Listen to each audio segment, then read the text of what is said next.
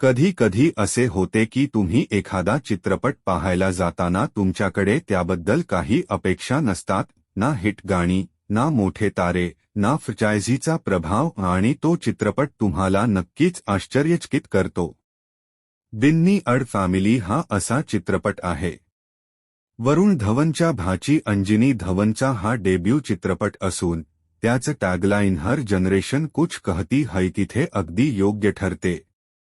कथेत 18 वर्षांची बिन्नी दिसते, जी तिच्या कुटुंबासोबत बिहारहून लंडनला शिफ्ट झाली आहे.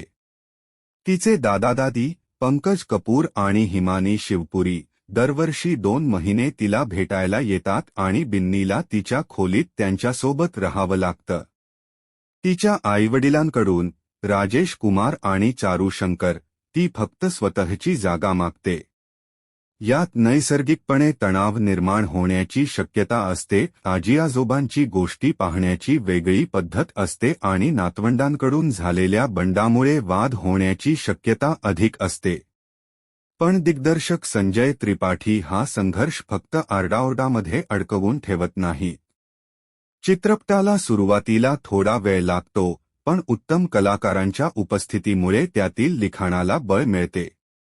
बिन्नीच्या कुटुंबाने त्यांच्या वडीलधाऱ्यांसाठी त्यांच्या जीवनशैलीत बदल केले आहेत, बारला पुस्तकांच्या कपाटात बदलणे, दारावरचे अपशब्द असलेले साइन बोर्ड बदलून मंत्र लावणे वगैरे. दुसऱ्या अर्ध्यात, बिन्नी तिच्या आजीला लंडनमध्ये आणून उपचार मिळवून दिल्यामुळे स्वतःला दोष देते आणि त्यानंतर तिच्या आजीचं निधन बिहारमध्ये होतं, त्यावर लक्ष केंद्रित केलं जातं. वृद्धावस्थेतील एकटेपण आणि किशोरवयीन मुलांमधील एकटेपण, जिथे तुम्हाला वाटतं की कोणी तुमचं ऐकतं नाही, त्या विषयांना चित्रपटात छान स्पर्श करण्यात आला आहे.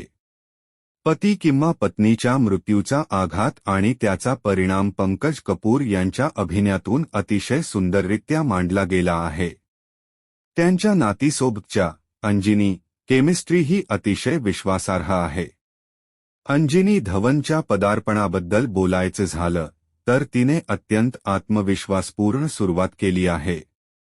पारंपरिक ग्लॅमरस रोलसाठी थांबता तिने या वयाला शोभणारी एक जटिल भूमिका साकारली आहे, त्याबद्दल तिला खरोखरच शाबासकी मिळायला हवी.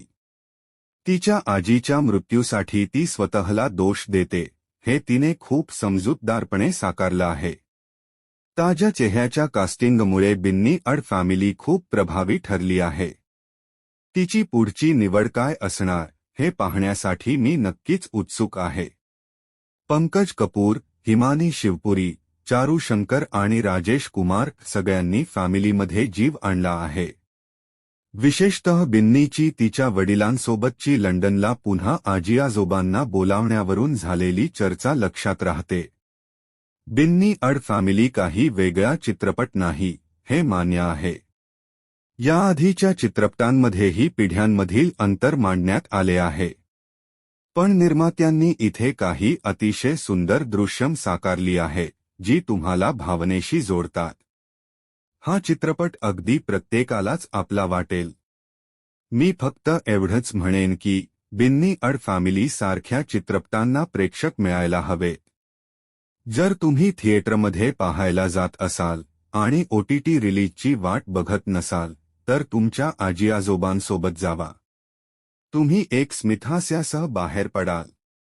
अंतिम निर्णय 5 पैकी 3. तर मित्रांनो, हा होता बिन्नी अड फॅमिलीचा रिव्ह्यू. तुम्हाला हा रिव्ह्यू कसा वाटला हे कमेंट बॉक्समध्ये नक्की सांगा.